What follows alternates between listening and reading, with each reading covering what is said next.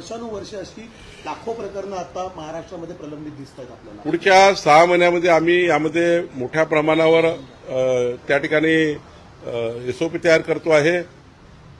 जमाबंदी आयुक्ताकडे एक 10 ते 15 एजन्सीज आम्ही एम्पॅनलमेंट करतो आहे। त्याचे टेक्निकल फायनान्शियल क्वालिफिकेशन आम्ही ठरवतो आहे आणि राज्यातले सर्व पांधन रस्ते, राज्यातले सर्व शिवपांधन रस्ते मोजणी करून शेतकऱ्याला ताब्यात देऊन त्याची 7/12 नोंदणी घेऊन या राज्यातल्या शेतकऱ्याचा माल पावसाळ्यामध्ये मार्केटमध्ये गेला पाहिजे।